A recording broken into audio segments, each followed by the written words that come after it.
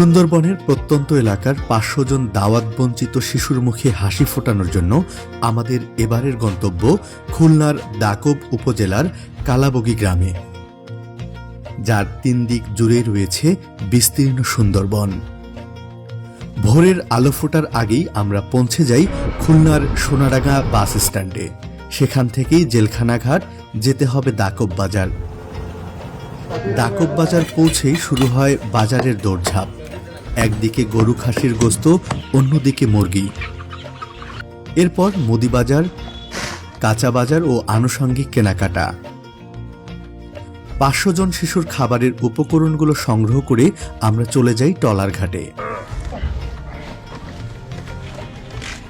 তো এখনকার মতো কিন্তু আজকের বাজার করা আমাদের কমপ্লিট। এখন আমরা রওনা দিব কালাবগীর উদ্দেশ্যে এবং সেখানে কিন্তু আগামীকালকে যে আমাদের প্রোগ্রাম আছে বাচ্চাদেরকে নিয়ে, সেই বাচ্চাদের প্রোগ্রাম সম্পন্ন করব।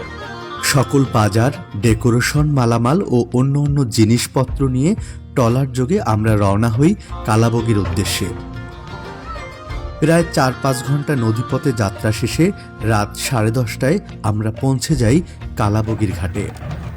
এ আয়োজনের আমেজ শুরু হয়েছিল আরও 2 দিন আগে থেকেই।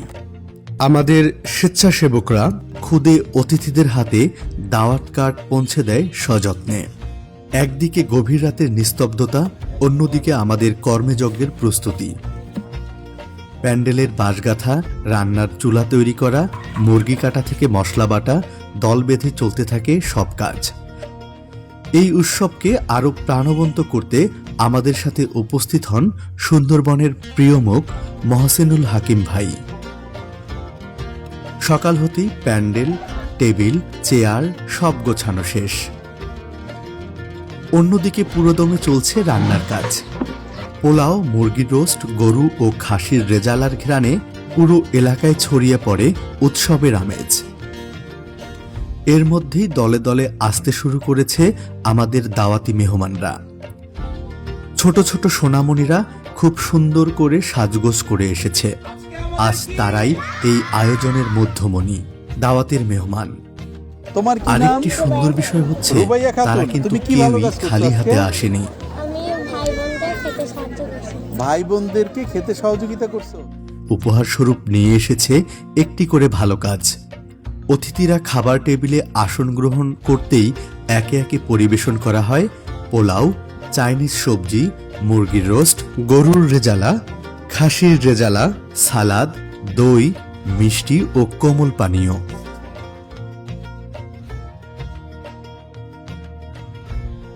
1 নাম্বার 2 নাম্বার টেবিলটা হচ্ছে আমাদের সনাতন ধর্মের বা নন মুসলিম যারা আছে তাদের জন্য। আমাদের এই আয়োজনের ভিন্ন ধর্মাবলম্বী শিশুদের জন্য ছিল আলাদা টেবিলে খাসির গোস্তের ব্যবস্থা। সবাই খুব তৃপ্তি নিয়ে পেট ভরে খেয়েছে। অনেক শিশুর জীবনে এই প্রথম দাওয়াতে এমন করে বসে খাওয়ার সুযোগ পেয়েছে। এরকম একটা প্রত্যন্ত জায়গায়, এখানে যে উপজেলা সদর, সেখান থেকে আসতেও 4-5 ঘন্টা সময় লেগে যায়, তাই না?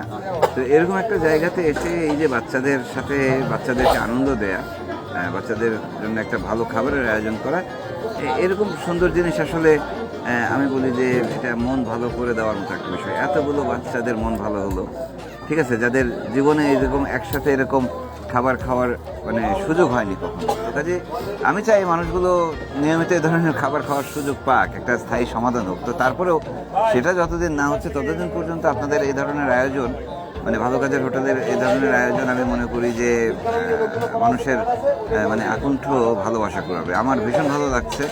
আমি এই প্রান্তিক মানুষদের পক্ষ থেকে, সুন্দরবনের মানুষদের পক্ষ থেকে আপনাদেরকে ধন্যবাদ জানাচ্ছি, কৃতজ্ঞতা জানাচ্ছি। দুপুর গড়িয়ে বিকাল, বিকাল গড়িয়ে সন্ধ্যা। সূর্য ডোবার আগেই শেষ হয়ে যায় আজকের দাওয়াতি মেহমানের এবারের আয়োজন। কৃতজ্ঞতা স্থানীয় স্বেচ্ছাসেবী সংগঠন কালাবগী যুব ফাউন্ডেশনকে। তাদের সহযোগিতায় এতদূর এসেও আমরা সবকিছু এত সহজ ও সুন্দরভাবে সম্পন্ন করতে পেরেছি, আলহামদুলিল্লাহ। সবাই ভালো থাকবেন এবং দোয়া রাখবেন আমাদের জন্য। আমাদের এই কার্যক্রম যেন কখনোই অর্থ সংকটে বা যে কোনো ধরনের সমস্যার কারণে বন্ধ হয়ে না যায়, এবং আমরা যাতে সব সময় এরকম অসহায় এবং দুর্গম অঞ্চলে দাওয়াত বঞ্চিত শিশুদের জন্য আমরা এই আয়োজনটা করতে পারি। ধন্যবাদ সবাইকে। আসসালামু আলাইকুম।